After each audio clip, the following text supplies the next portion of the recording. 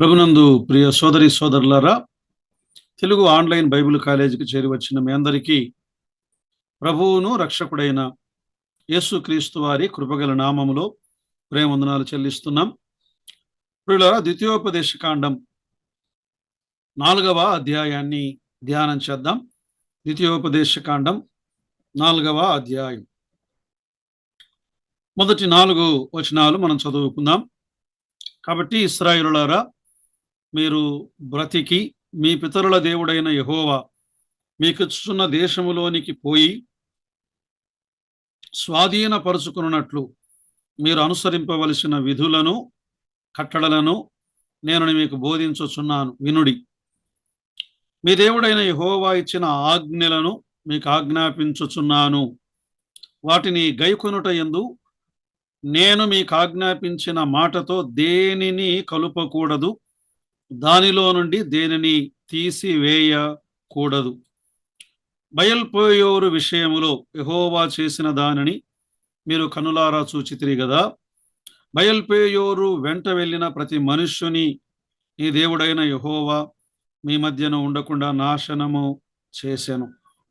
మీ దేవుడైన యెహోవాను హత్తుకొనిన మీరందరూ నేటి వరకు సజీవులై ఉన్నారు.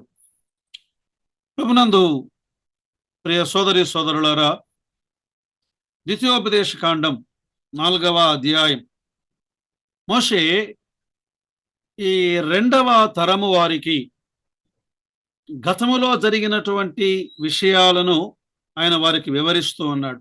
3 అధ్యాయాలు చరిత్ర విషయాలను ఆయన వారికి అందించాడు. 4, 5 అధ్యాయాలలో సీనాయి పర్వతం మీద దేవుడు వారికి ఇచ్చినటువంటి నిబంధనను గూర్చి వారికి వివరిస్తూ ఉన్నాడు.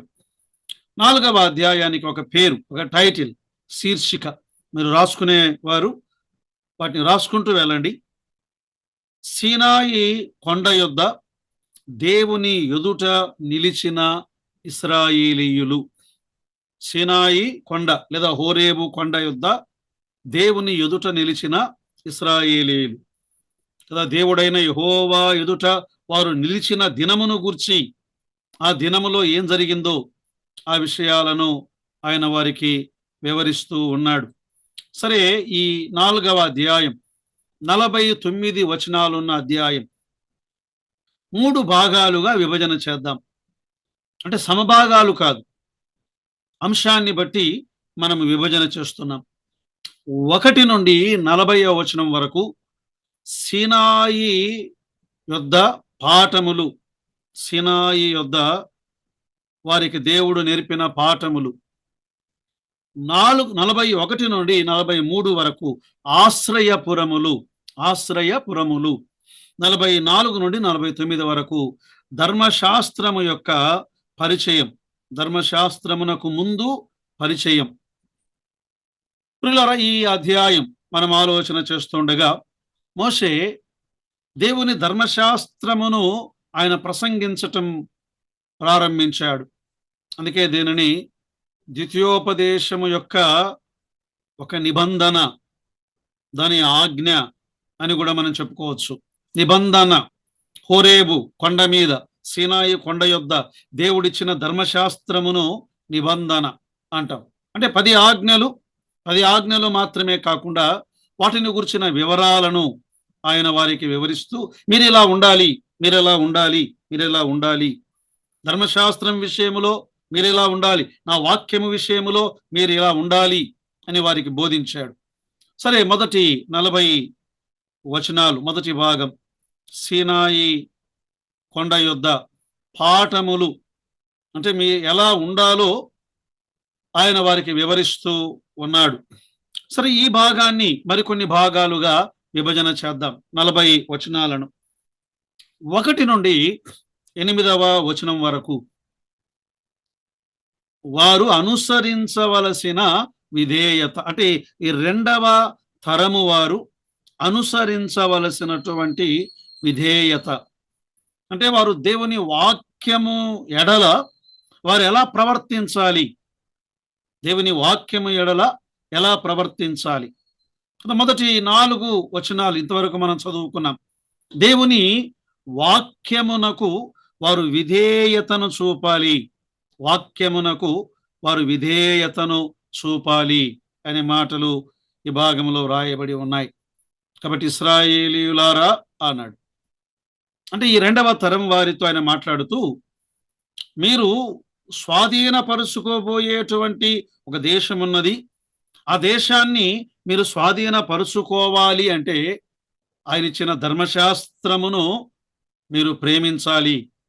అందుకే 119వ కీర్తన 97వ వచనములో ఆయన ఇలా అన్నాడు. ఏమన్నాడు? నీ ధర్మశాస్త్రము నాకెంతో ప్రియముగానున్నది, దినమెల్లా నేను దానిని ధ్యానించుచున్నాను. దేవుని వాక్యమును ధ్యానించుట 1వ కీర్తనలో కూడా మనం ఎరుగుదుం. దుష్టుల ఆలోచన చొప్పున నడువక, పాపుల మార్గమును నిలవక, యెహోవా ధర్మశాస్త్రమునందు ఆనందించుచు దివారాత్రము దానిని ధ్యానించువాడు ధన్యుడు. కాబట్టి వారు వాక్యమునకు వారు విధేయతను చూపించాలి. ఎందుకు? ఈ వాక్యము అనేది మన ఆలోచన కాదు, మానవుని ఊహను బట్టి కలిగినది కాదు.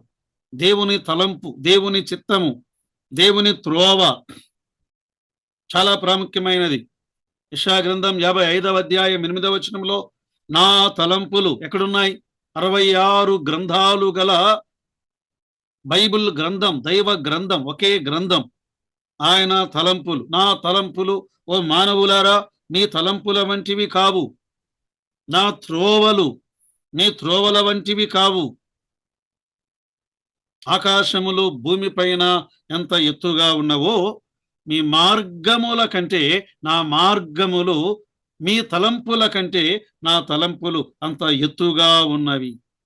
యెషయా గ్రంథం 55వ అధ్యాయం 8, 9 వచనాలు. అంటే దేవుని ఆలోచనలు, దేవుని మార్గములు దైవ గ్రంథమైన వాక్యములో వ్రాయబడి ఉన్నాయి. మన సొంత ఆలోచన కంటే అవి మిక్కిలి ఉన్నతమైనవి. అందుకే మనం ఏం చేయాలి?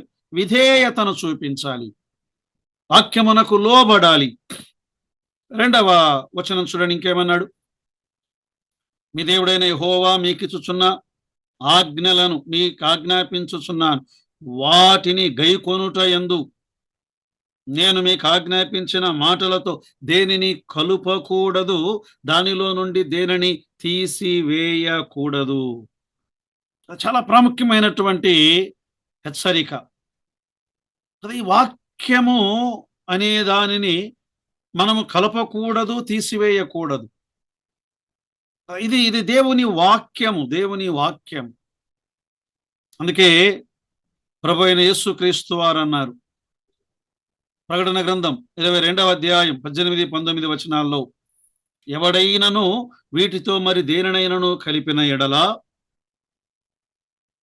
దైవ గ్రంథములో వ్రాయబడిన తెగుళ్ళు దేవుడు వానికి కలుగజేయును. ఎవడైనను ఈ ప్రవచన గ్రంథమున్న వాక్యములను ఏదైనను తీసివేసిన ఎడల దేవుడు ఈ గ్రంథములో వ్రాయబడిన జీవ వృక్షములోని పరిశుద్ధ పట్టణములోను వానికి పాలు లేకుండా చేయును.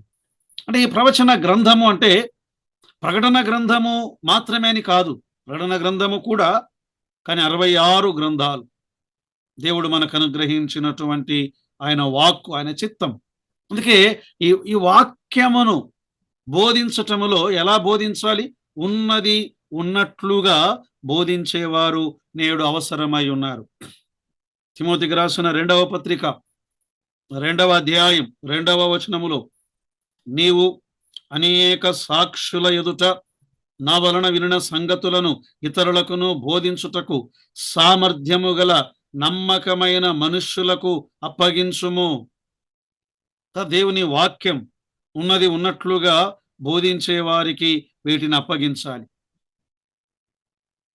తర్వాత 3వ వచనం చూడండి, ఇంకేమన్నాడు? ఈ వాక్యమును విషయములో కైకొన్న తరువాత వారు పవిత్రముగా జీవించాలి, పవిత్రముగా జీవించాలి. 3వ వచనం, బయల్పెయోరు విషయములో యెహోవా చేసిన దానిని మీరు కనులారా చూచితిరి గదా. బయల్పేరు వెంట వెళ్ళిన ప్రతి మనుషుని నీ దేవుడైన యెహోవా నీ మధ్య ఉండకుండా నాశనము చేసెను అన్నాడు. అంటే ఇక్కడ బయల్పెయోరు ఇజ్రాయేలు ప్రజలు వారు సిత్తీములో దిగిన సందర్భమును గూర్చి ఈ భాగములో దేవుడు వారిని హెచ్చరిస్తున్నాడు కదా. మోయాబు మైదానాలు అక్కడేం చేశారు?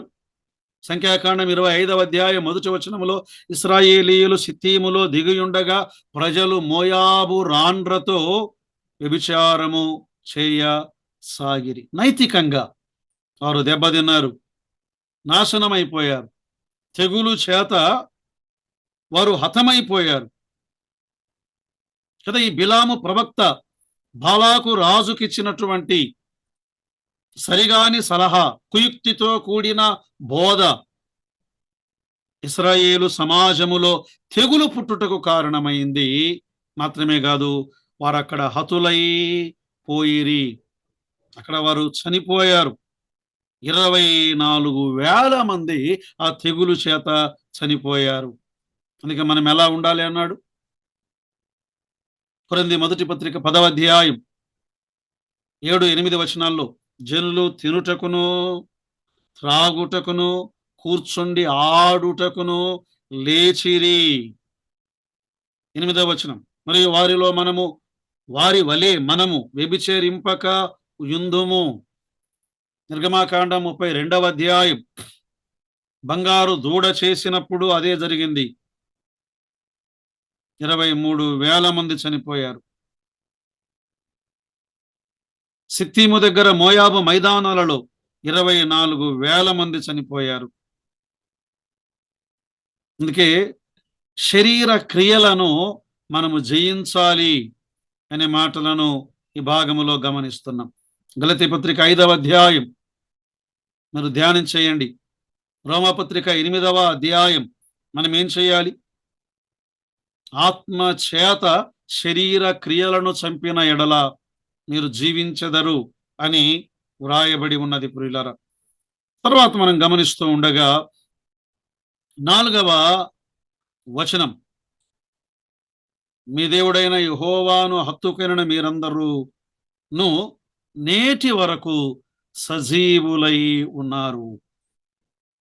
దేవుణ్ణి హత్తుకోండి కదా. మొదటి 4 వచనాల్లో వాక్యమునకు విధేయతను గూర్చి మాట్లాడుతుంది. దేవుణ్ణి హత్తుకోవడం, హత్తుకొనుట అనే మాట, హత్తుకొనుట. ఆదికాండం 2వ అధ్యాయం 24వ వచనంలో, పురుషుడు తన తల్లిని తండ్రిని విడిచి తన భార్యను హత్తుకొను అంటే వారు జత చేయబడ్డారు, వారు ఏకమయ్యారు, వారు ఏక శరీరమయ్యారు, ప్రభువును కలుసుకొనుట. కొరింథీ మొదటి పత్రిక 6:17లో కూడా అదే మాటను మనం గమనిస్తున్నాం. అటువలే ప్రభువుతో కలిసి కొనువాడు, భార్యాభర్తలు ఎలా హత్తుకొని ఉంటారో, ఓ విశ్వాసి, దేవుని బిడ్డ, నీవు నీ ప్రభువును కలుసుకొని ఉండాలి. చేర్చుకొనుట, ఏకాత్మై ఉండుట, ఆయన వాక్య ప్రకారముగా మనము జీవించుట అనే మాటలను మనము గమనిస్తున్నాం. మొదటి 4 వచనాలు. 5 నుండి 8వ వచనం, వాక్యమును ఇతరులు కూడా అనుసరించాలి. ఇశ్రాయేలులారా, మీరు అనుసరించాలి. మీరు మాత్రమే కాదు, ఇతరులు కూడా మీ వాక్యమును, నేనిచ్చిన వాక్యమును వారు అనుసరించాలి అన్నాడు. చూడండి, 5-6 వచనాల్లో ఏమన్నాడు? మీరు నాకు సాక్షులుగా ఉండాలి. మీరు సాక్షులుగా ఉండుట ద్వారా ఇతరులు కూడా నా వైపు వారు తిరుగుతారు.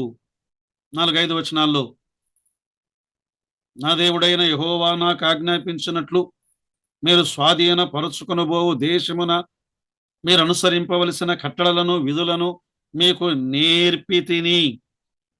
ఈ కట్టడలన్నిటినీ మీరు గైకొని అనుసరింపవలెను. వాటిని గూర్చి విను జనుల దృష్టికి, వాటిని గూర్చి విను జనుల దృష్టికి అదే మీకు జ్ఞానం, అదే మీకు వివేకం. వారు చూచి నిశ్చయముగా ఈ గొప్ప జనము జ్ఞాన వివేకములు గల జనము అని చెప్పుకొందురు అన్నాడు కదా. ఇక్కడ దేవుని వాక్యమును మనకెందుకు అనుగ్రహించాడంటే, ఆనాడు వారికి ధర్మశాస్త్రం, జ్ఞానము, వివేకము, జ్ఞాన వివేకములు ఎక్కడున్నాయి? దైవవాక్యములోని, దైవవాక్యములోని. అది యుగ యుగములకు సంబంధించినటువంటి జ్ఞానము ప్రియులారా, యుగ యుగములకు సంబంధించిన జ్ఞానం. యూదులకు దేవుడు ఈ ధర్మశాస్త్రమును ఆయన అనుగ్రహించాడు. రోమిలకు రాసిన పత్రిక 3వ అధ్యాయం 1-2 వచనాలలో, అయితే యూదునికి కలిగిన గొప్పతనమేమి, సున్నతి వలన ప్రయోజనమేమి, ప్రతి విషయమందును అధికమే. మొదటిది, దేవోక్తులు యూదుల పరము చేయబడి ఉన్నవి. దేవోక్తులు యూదుల పరమున చేయబడి ఉన్నవి అంటే వాక్యము యూదులకు చెందినది. ఈ వాక్యము వీరు గైకుంటూ ఉండగా ఇతరులు దానిని చూచి ఇదే దేవుని జ్ఞానము అని గ్రహిస్తారు, దేవుడు జ్ఞానము గలవాడు అని గ్రహిస్తారు. ఈ వాక్యాన్ని మీరు విధేయులు కావుట చూచి అనేకులు వీరు దైవజనము అని గ్రహిస్తారు, జ్ఞానము గల దైవజనం. ఒకవేళ వీరు దానిని అనుసరించకపోతే వారేమనుకుంటారు? వీరు దేవుడు జ్ఞానము లేనివాడు, వీరు జ్ఞానము లేనివాడని దైవనామము దూషించబడుతుంటుంది. రోమాపత్రిక 2వ అధ్యాయం 24-25 వచనాల్లో వ్రాయబడిన ప్రకారం మిమ్మును బట్టియే గదా దేవుని నామము అన్య జనుల మధ్య దూషింపబడుచున్నది. కాబట్టి వ్రాయబడిన ప్రకారం దైవ జ్ఞానం ఎక్కడున్నది? దైవ గ్రంథములోని. యాకోబు అన్నాడు, మీలో జ్ఞాన వివేకములు గలవాడెవడు? జ్ఞానముతో కూడిన సాత్వికము గలవాడై యోగ్య ప్రవర్తన వలన తన క్రియలను కనపరచువాడే గదా. మహాజ్ఞాని సొలొమోన్ దైవ జ్ఞానమును పొందినవాడు. ఆ జ్ఞానమును చూసి ఆశ్చర్యపడ్డారు. షెబా దేశపు రాణి సొలొమోను జ్ఞానమును చూచి, నీ జ్ఞానమును, నీ భాగ్యమును నేను వినన దానికంటే బహు మించి ఉన్నది, బహు గొప్పగా ఉన్నది. జ్ఞానం, దైవ జ్ఞానం, వాక్యమును అనుసరించుట ద్వారా అన్నాడు దానియేలు, షడ్రక్, మేషక్, అబేద్నెగోలు. ఆనాడు బబులోను సామ్రాజ్యములో ఉన్న జ్ఞానులందరికంటే, శకునగాంధ్రందరికంటే, గారడి విద్య గలవారందరికంటే 10 అంతల జ్ఞానము గలవారు అని దైవ గ్రంథములో వ్రాయబడి ఉన్నది. ప్రియులారా, దేవుని వాక్యమును అనుసరించుట ద్వారా దైవ జ్ఞానమును మనము పొందగలం. మాత్రమే కాదు, 7-8 వచనాలలో వీరు ఇంకా ఎలా ఉండాలి? దేవునికి సమీపముగా ఉండాలి, మొర్ర పెట్టేవారుగా ఉండాలి. 7-8 వచనాలు. ఏలైనగా మనము ఆయనకు మొర్ర పెట్టునప్పుడెల్లా మన దేవుడైన యెహోవా మనకు సమీపముగా ఉన్నట్టు, మరి ఏ గొప్ప జనమునకు ఏ దేవుడు సమీపముగా ఉన్నాడు అన్నారు. కానీ మనం మొర్ర పెట్టాలి, మొర్ర పెట్టే వారికి ఆయన సమీపముగా ఉన్నాడు. ప్రార్థించే వారికి దేవుని యొద్దకు రావాలి, ఆయనకు సమీపముగా. ఆయన మనకు సమీపముగా ఉన్నాడు, మనము ఆయనకు సమీపముగా ఉండాలి. ఆయన మనతో ఉన్నాడు. ఆయన అన్నాడు, ఇదిగో యుగ సమాప్తి వరకు సదాకాలము నేను మీతో కూడా ఉన్నాను అన్నాడు. మీతో కూడా ఉన్నాను. ఆయన దూరముగా ఉన్నవాడు కాదు, ఆయన మనకు దగ్గరగా ఉన్నవాడు. మనం ఏం చేయాలి? ఆయనకు మొర్ర పెట్టాలి, ఆయన దగ్గరకు రావాలి. యాకోబు పత్రిక 4:8 దేవుని యొద్దకు రండి, అప్పుడు ఆయన మీ యొద్దకు వచ్చును. ప్రార్థన చేయండి, ఆయన దగ్గరకు రండి, ఆయన్ను వెదకండి. యెహోవా దొరుకు కాలమున ఆయన్ను వెదకండి, ప్రార్థించండి, ఆయన్ను వేడుకోండి. ఆయన పరిశుద్ధుల ప్రార్థనను ఆయన వినేవాడు, జవాబును అనుగ్రహించేవాడు. యాకోబు పత్రిక 5:16 మీ పాపములను ఒకనితో ఒకడు ఒప్పుకొనుడి. మీరు స్వస్థత నొందునట్లు ఒకని కొరకు ఒకడు ప్రార్థన చేయుడి, ప్రార్థన చేయుడి. నీతిమంతుని విజ్ఞాపన మనఃపూర్వకమైనదై బహు బలము గలదై ఉండును. ప్రార్థన చాలాసార్లు ప్రార్థనకు అడ్డుగా వచ్చున్నదేమిటి? పాపమే. యోహాను సువార్త 9:31 దేవుడు పాపుల మనవి ఆలకించడని మనం ఎరుగుదుము. అందుకే మనం ఏం చేయాలి? ఆయన చిత్తమును వెదుకుతూ ఆయన సన్నిధిలో మనము ప్రార్థన చేయాలి. ఆయన మనకు సమీపముగా ఉన్నాడు, ఆయన మనలో ఉన్నాడు. పరిశుద్ధాత్మకు మనము ఆయన ఆలయమై ఉన్నాము. ఆయన మనకు సమీపముగా ఉండగా మరి ఎక్కువగా ఆయనకు ప్రార్థన చేయుటకు మనము నేర్చుకోవాలి. తర్వాత చూడండి 9 నుండి 14వ వచనం, 2వ భాగం. అంటే 1 నుండి 8వ వచనం వరకు అనుసరించవలసిన వాక్య విధేయత, అనుసరించవలసిన విధేయత. 9 నుండి 14 వచనాలు అనుగ్రహించబడిన దేవుని నిబంధన, అనుగ్రహించబడిన దేవుని వాక్కు. 9-10 వచనాల్లో ఈ ఇశ్రాయేలీయులు వారి తండ్రులు ఎలా ఉండాలో చెప్పాడు. మీరు ఒక బోధకులుగా ఉండండి, మీరు ఒక ఉపాధ్యాయులుగా ఉండండి. 9వ వచనం చూడండి. అయితే నీవు జాగ్రత్త పడుము, నీవు కన్నులారా చూచిన వాటిని మరువక ఉండునట్లు నీ జీవిత కాలమంతయు నీ హృదయములో నుండి తొలగిపోకూడదు. 10వ వచనం, మీరు నా ఆజ్ఞలను నేర్చుకొని భయపడ నేర్చుకొని తమ పిల్లలకు నేర్పునట్లు మీరు నేర్చుకోవాలి. మీ పిల్లలకు వాటిని నేర్పాలి కదా. మీరు ఎలా ఉండాలి? ఒక బోధకులుగా ఉండాలి, ఒక ఉపాధ్యాయులుగా మీరు ఉండాలి. ఉపాధ్యాయుడు ఏం చేయాలి? ముందు తాను నేర్చుకోవాలి, ఆ తర్వాత పిల్లలకు నేర్పాలి. తాను నేర్చుకోవాలి. ఈనాడు చాలా మంది వారు నేర్చుకోరు, పిల్లలకు నేర్పరు. అందుకే విద్యా వ్యవస్థ అట్టివారిని బట్టి భ్రష్టు పట్టిపోయినది. అందరిని బట్టి కాదు సుమి, అట్టివారిని బట్టి. తిమోతి 1 పత్రిక 4:16 అన్నాడు. ఆయన ఏమన్నాడు? తిమోతి, నిన్ను గూర్చియు నీ బోధన గూర్చియు జాగ్రత్త కలిగి ఉండుము, వాటిలో నిలకడగా ఉండుము. నీవిలాగు చేసి నిన్ను నీ బోధ విన్నవారిని రక్షించుకుందువు. ఏం చేయాలి? పిల్లలకు నేర్పాలి. తండ్రులు పిల్లలకు నేర్పాలి. ద్వితీయోపదేశకాండం 6వ అధ్యాయం 7వ వచనములో నీవు నీ కుమారులకు వాటిని అభ్యసింపజేసి నీ ఇంట కూర్చుండునప్పుడును, త్రోవను నడుచునప్పుడును, పండుకొనున్నప్పుడును, లేచునప్పుడును వాటిని గురించి మాట్లాడవలెను అన్నాడు. బాలుడు నడవలసిన త్రోవ వానికి నేర్పుము, వాడు పెద్దవాడైనప్పుడు వాటిలో నుండి తొలగిపోడు అని మహాజ్ఞాని సొలొమోన్ ఆయన వాటిని వివరించాడు. కృత నిబంధనలో కూడా చెప్పాడు కదా, తండ్రులారా మీ పిల్లలకు కోపము రేపక ప్రభు యొక్క శిక్షణలోను, క్రమశిక్షణలోను, బోధలోను, ఉపదేశములోను వారిని పెంచండి. దేవుని ధర్మశాస్త్రం బోధించటానికి మీకు ధర్మశాస్త్రము తెలుసా? మీరు మీ పిల్లలకు దేవుని ధర్మశాస్త్రమును బోధిస్తున్నారా? కుటుంబ సమేతముగా మీరు బైబిల్ గ్రంథమును గూర్చి మాట్లాడుతూ ఉన్నారా? మీ అనుసరణలో దైవ గ్రంథము ఉన్నదా? అనుగ్రహించబడిన దైవ గ్రంథము నేడు మన అనుసరణలో ఉండాలి అని ఆయన వారికి నేర్పిస్తూ ఉన్నాడు.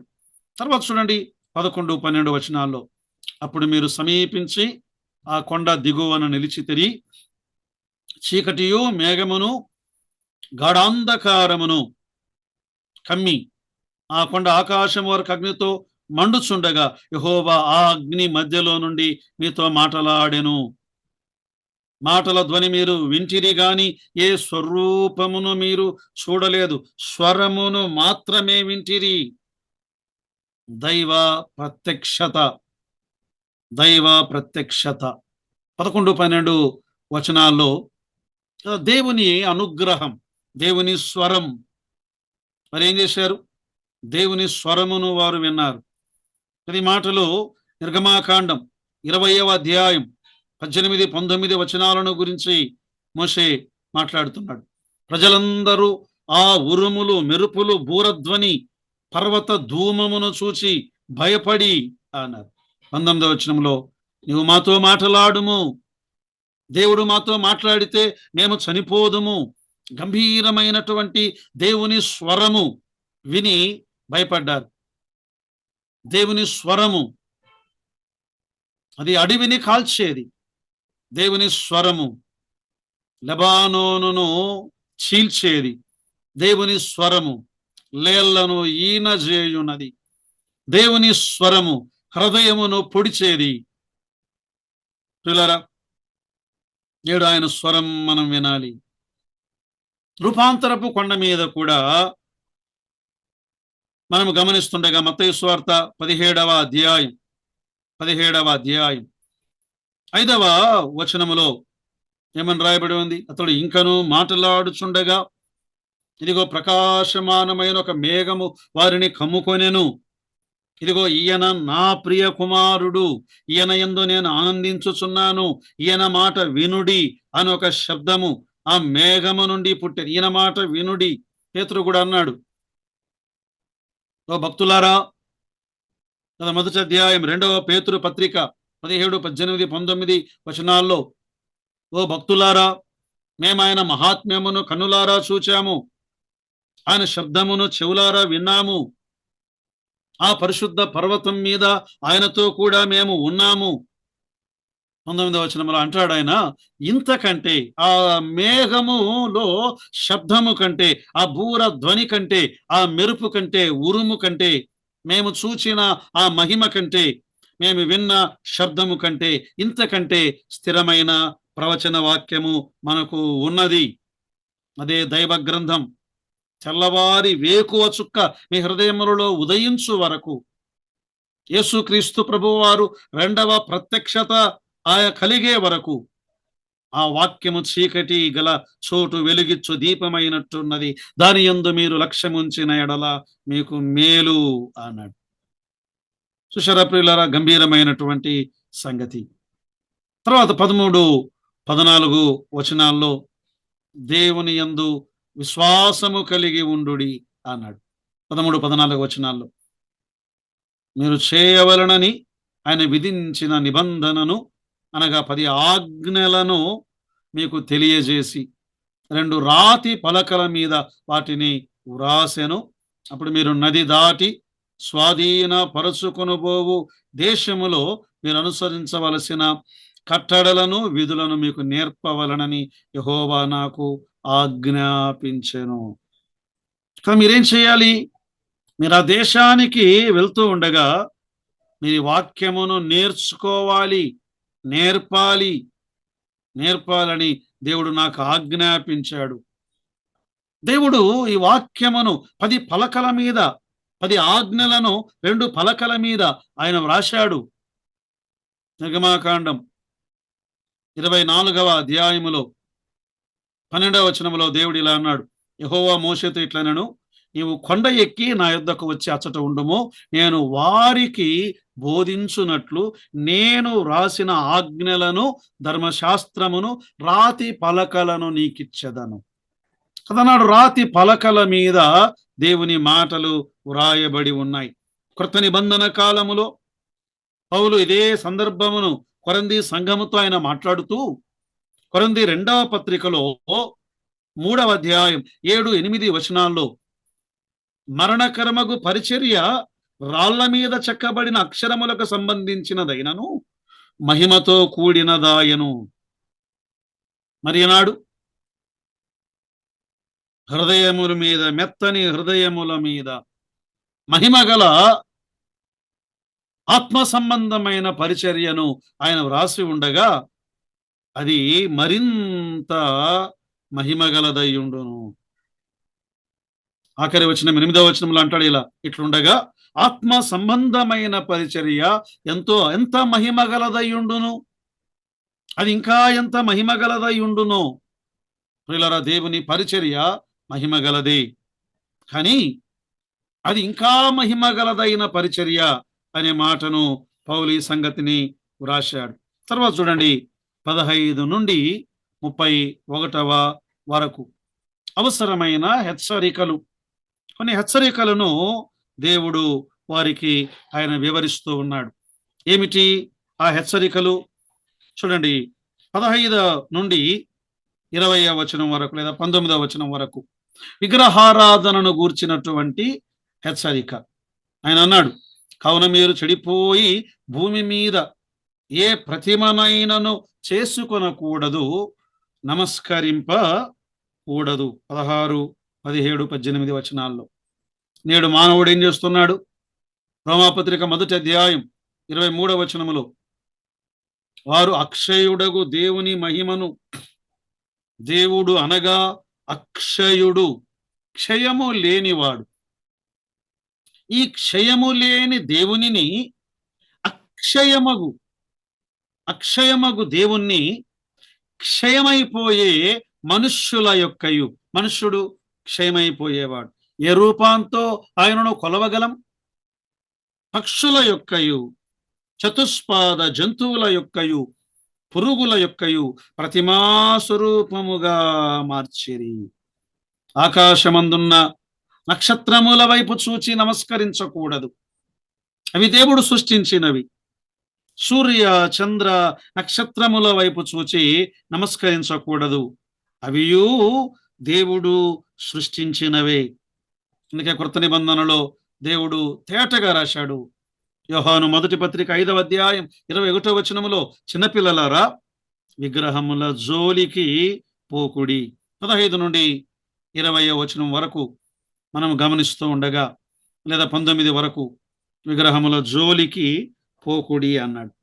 తర్వాత చూడండి 20వ వచనము నుండి 28వ వచనం వరకు, ఇశ్రాయేలులారా మీరు కృతజ్ఞత కలిగి ఉండుడి కదా, మీరు కృతజ్ఞత కలిగి ఉండండి. ఎందుకు? 20 నుండి 22 వచనాల్లో దేవుడు మోషేపై తీర్పు తీర్చాడు. 23 నుండి 28 వచనాల్లో దేవుడు ఇశ్రాయేలీయులపై తీర్పు తీర్చాడు. మరొకసారి చెబుతున్నాను, 4వ అధ్యాయం 20 నుండి 22 వచనాల్లో దేవుడు మోషే పైన తీర్పు తీర్చాడు. అదే అన్నాడు 106వ కీర్తన 32, 33 వచనాల్లో, మెరీబా జలముల యొద్ద వారు ఆయనకు కోపము పుట్టించిరి, కావున వారి మూలముగా మోషేకు బాధ కలిగెను. 23, 22 వచనాల్లో దేవుడు ఇశ్రాయేలీలపై తీర్పు తీర్చాడు. సంఖ్యాకాండం 20వ అధ్యాయం 13వ వచనంలో, ఎలైనగా ఇశ్రాయేలీయులు యెహోవాతో వాదించినప్పుడు, దేవునితో వారు వాదించిన వారుగా ఈ భాగములో మనము గమనిస్తున్నాం. దేవునికి అవిధేయులయ్యారు, దేవుని చేత వారు నాశనమయ్యారు. దేవుడు వారిని ఏం చేశాడు? ఆయన తుచ్చమైన అభిలాషలకు అప్పగించాడు. వారు ఏం కోరుకున్నారు? అరణ్యం కావాలి, ఐగుప్తు కావాలన్నారు. ఈ మన్నా వద్దన్నారు. నాకు ఆ పాలు తేనెలు ప్రవహించే దేశం వద్దన్నారు. అంతేనా? అయితే అరణ్యంలో రాలిపోండి అన్నాడు. వారు కోరుకున్నారు. రోమాపత్రిక 1:26, అందువలన దేవుడు తుచ్చమైన అభిలాషలకు వారిని అప్పగించాను. వారు వాటిని కోరుకున్నారు. కోరుకున్న వాటికే దేవుడు వారిని అప్పగించాడు. దేవుడు విగ్రహారాధన విషయములో, అంటే ఏ ప్రతిమనైనా, యేసుక్రీస్తు బొమ్మ అయినా మనం చేసుకోకూడదు, మరియమ్మ బొమ్మ అయినా మనం చేసుకునకూడదు. దేవుడు అలాంటి వాడు కాదు. దేవుడు అక్షయుడు, నిరాకార స్వరూపుడు, ఆత్మరూపిగా ఉన్నవాడు. అందుకే ఆయన మహిమను ఆయన బొమ్మలకిచ్చువాడు కాదు, ఆయన మహిమను ఆయన ప్రజలకిచ్చువాడు కాదు. మనుషుణ్ణి మనం అలా చూడలేము కదా. 29వ వచనంలో మరొక హెచ్చరిక, మీరు దేవుణ్ణి ప్రేమించుడి అన్నాడు. దేవుణ్ణి వెదకండి. అయితే అక్కడ నుండి మీరు మీ దేవుడైన యెహోవాను వెదకుదురు. మీరు మీ పూర్ణ హృదయముతోను మీ పూర్ణ ఆత్మతోను ఆయనను వెదకితే ఆయనను వెదకండి, వెదకండి, వెదకండి. యెషయా గ్రంథం 55వ అధ్యాయం 6వ వచనంలో, యెహోవా మీకు దొరుకు కాలమందు ఆయనను వెదకుడి, వెదకుడి. యెహోవా వైపు తిరిగిన ఎడల, 7వ వచనం, ఆయన వారి యందు జాలిపడును. మనము యెహోవా వైపు తిరిగిన ఎడల ఆయన బహుగా క్షమించును. అద్భుతమైన మాట కదండి. మనం ఏం చేయాలి? ఆయన సన్నిధిలో ఆయనను వెదకాలి, వెదకాలి. ఆయన దగ్గరకు మనము పరిగెత్తుకొని వెళ్ళాలి. ఆయన క్షమించేవాడు, క్షమించేవాడు కదా. మత్తయి సువార్త 7వ అధ్యాయం 7, 8, 9 వచనాలు ఏమన్నాడు? వెదకుడి మీకు దొరుకును, తచ్చుడి మీకు తీయబడును, అడుగుడి మీకు ఇయ్యబడును, వెదకువాడు కనుగొనును. తర్వాత 30 నుండి 32 వచనాలు, క్షమాపణ కోరుకోండి అన్నాడు. క్షమాపణ కోరండి. 30 నుండి 32 వచనాల్లో క్షమాపణ అంటే దేవుడు క్షమిస్తాడు, వారిని ఆయన పునరుద్ధరించేవాడు. చూడండి 30వ వచనం ఏమన్నాడు? నువ్వు నీ దేవుడైన యెహోవా వైపు తిరిగి ఆయన మాట గైకొనిన ఎడల నీ దేవుడైన యెహోవా కనికరము గలవాడు గనుక నిన్ను చేయి విడువడు, నిన్ను నాశనము చేయడు, నిన్ను మరచిపోడు, తన నిబంధన మరచిపోడు. అద్భుతమైనటువంటి వాగ్దానమును ఈ భాగములో మనము గమనిస్తున్నాం కదా. మనం ఆయన వైపు తిరిగినప్పుడు ఆయన క్షమించేవాడు. ఆనాడు నినేవే ప్రజలు పశ్చాత్తాప పడగా కీడు చేయక వారిని క్షమించిన దేవుడు ఆయన. యోనా గ్రంథం 4:2లో అంటాడు కదా, దేవా నీవు కటాక్షమును జాలియు బహు దీర్ఘ శాంతమును అత్యంత కృపయు గల దేవుడవై ఉండి అన్నాడు కదా. క్షమించేవాడు ఆయన. ఇశ్రాయేలు ప్రజలను కూడా ఆయన క్షమించేవాడు. మీకా గ్రంథం 7:18లో అన్నాడు, తన స్వాస్థ్యములో శేషించిన వారి దోషమును పరిహరించి వారు చేసిన అతిక్రమముల విషయమై వారిని క్షమించు దేవుడవైన నీతో సముడైన దేవుడు ఉన్నాడా? అలా దేవుని దగ్గరకు రావడం ద్వారా మనకేం దొరుకుతుంది? క్షమాపణ. ఆయన పిల్లలమైన మనము కూడా క్షమించాలి అనే మాటను మనము గమనిస్తున్నాం. మత్తయి సువార్త 6వ అధ్యాయం ప్రభు తన శిష్యులకు ప్రార్థన నేర్పుతూ, మా రుణస్థులను మేము క్షమించి ఉన్న ప్రకారము మరణములను క్షమించుము, మనుషుల అపరాధములను మీరు క్షమించిన ఎడల మీ పరలోకపు తండ్రియు మీ అపరాధములను క్షమించును, మీరు మనుషుల అపరాధములను క్షమింపకపోయిన ఎడల మీ తండ్రియు మీ అపరాధములను క్షమింపడు. బైబిల్ గ్రంథములో అత్యంత గొప్ప బోధ ప్రేమ క్షమ, ప్రేమ క్షమ. తర్వాత చూడండి 33 నుండి 40వ వచనం, 33 నుండి 40వ వచనం. అనుగ్రహమును పొందుట, దేవుని సన్నిధిలో అనుగ్రహము, దేవుని సన్నిధిలో అనుగ్రహము. ఏమిటి అనుగ్రహము? 33 నుండి 36 వచనాల్లో భక్తితో ఉండండి, భక్తి కలిగి ఉండండి, భయము కలిగి ఉండండి. 35వ వచనములో ఒక మాట వ్రాయబడి ఉన్నది. ఏమిటా మాట? అయితే యెహోవా దేవుడనియు ఆయన తప్ప మరొక దేవుడు లేడని నీవు తెలుసుకొనున్నట్లు. దేవుడు ఆయన ఆశ్చర్యమైన కార్యములను ఆయన ఎందుకు చూపాడు? నేనే దేవుడను, మీరు నాకు భయపడాలి, నాకు విధేయతను చూపాలి. అసమానమైన ఆధిక్యతలను దేవుడు వారికి అనుగ్రహించాడు. ఆయన అన్నాడు యెషయా గ్రంథం 45వ అధ్యాయం 6వ వచనములో, తూర్పు దిక్కు నుండి పడమట దిక్కు వరకు నేను తప్ప ఏ దేవుడును లేడని జనులు తెలుసుకొనున్నట్లు నీవు నన్ను ఎరుగకుండినప్పటికీ నిన్ను సిద్ధపరచితిని, నేను తప్ప మరి ఏ దేవుడును లేడు. దేవుడు అనుగ్రహించినటువంటి ఆధిక్యత కదా. ఆయన పరిశుద్ధ నామమును మనం మహిమపరచాలి, ఆయనకు భయపడాలి. యెహోవా యందు భయభక్తులు కలిగి ఉండుట జ్ఞానమునకు మూలము. ఆయనకు భయపడుట అనేది చాలా ప్రాముఖ్యమైనది. తర్వాత చూడండి 37 నుండి 38 40 వచనం వరకు నిరీక్షణ కలిగి ఉండండి అన్నాడు. నిరీక్షణ కలిగి ఉండండి. దేవుని ఎడల మనము కలిగి ఉండవలసిన నిరీక్షణ. 40 వచనం.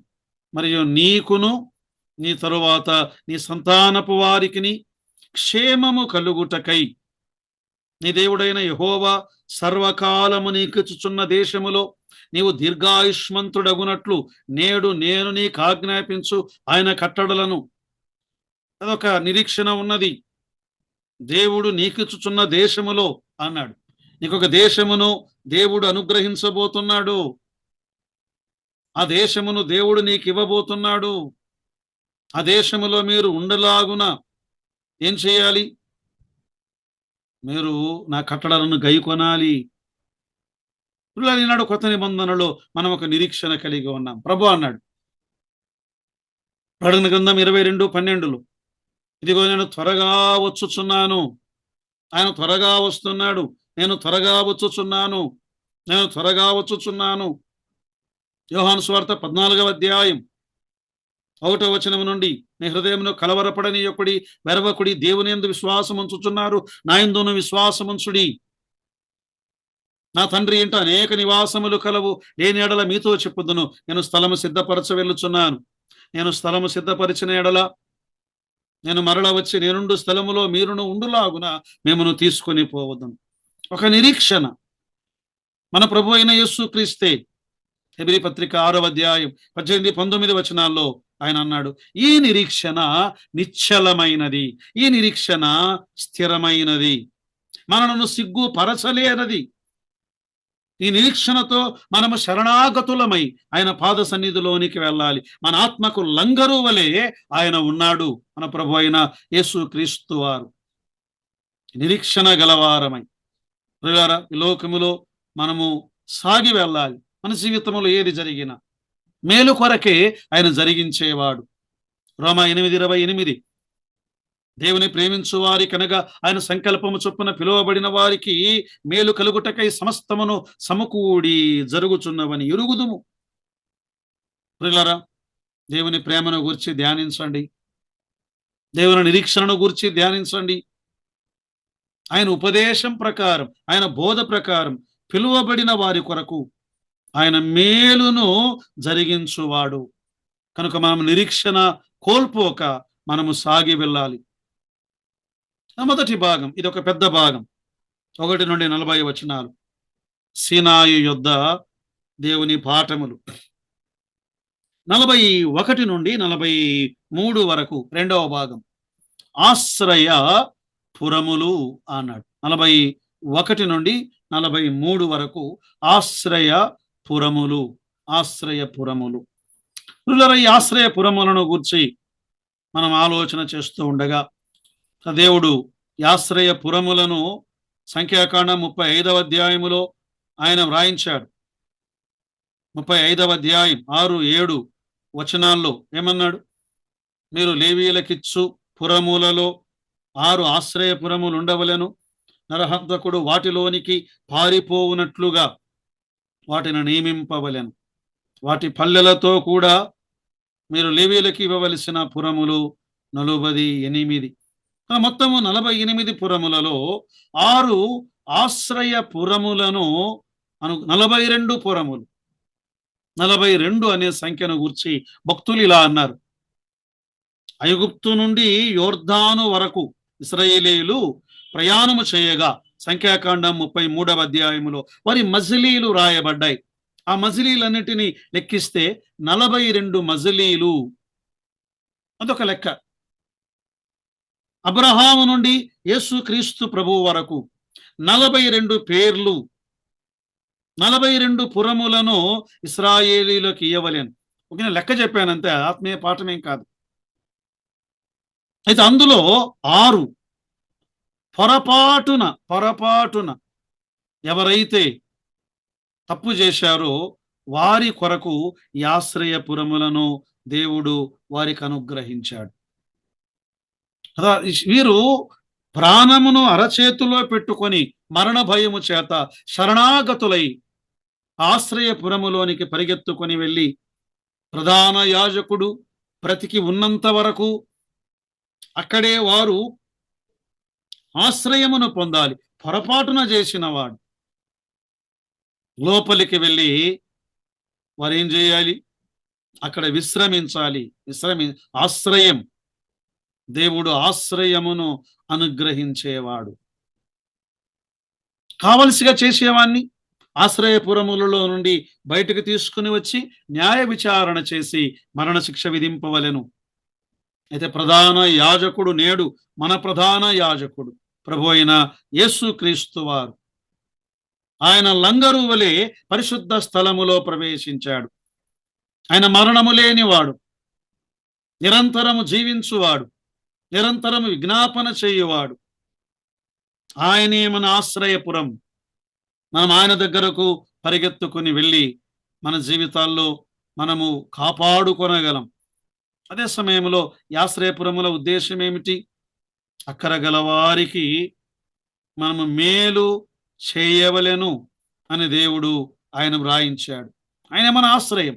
46వ కీర్తన 1వ వచనములో దేవుడు మనకు ఆశ్రయమును దుర్గమునై ఉన్నాడు. 91వ కీర్తన 1-2 వచనాల్లో మహోన్నతుని చాటున నివసించువాడు, సర్వశక్తుని నీడను విశ్రమించువాడు. ఆయన రెక్కల చాటునకు వెళ్ళి ఆశ్రయము పొందుదాం. ఆయనే ఆశ్రయం. ఆశ్రయం మనకు.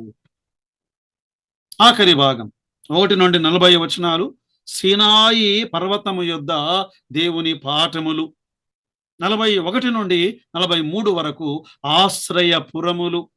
44-49 వరకు ధర్మశాస్త్రము యొక్క పరిచయము. ధర్మశాస్త్రము యొక్క పరిచయము. చూడండి, 44వ వచనము నుండి మనము చదువుకుందాం. మోషే ఇశ్రాయేలుకి ఇచ్చుచున్న ధర్మశాస్త్రము ఇది. ఇశ్రాయేలుల ఐగుప్తులో నుండి వెలుపలికి వచ్చుచుండగా యోర్దాను యువతల బెత్పయోరు ఎదుట లోయలో హెష్బోనులో నివసించిన అమోరీయులు రాజైన సీహోను దేశమందు మోషే ఇశ్రాయేలులకు నియమించిన శాసనములు, కట్టడలను, విధులను ఇవి.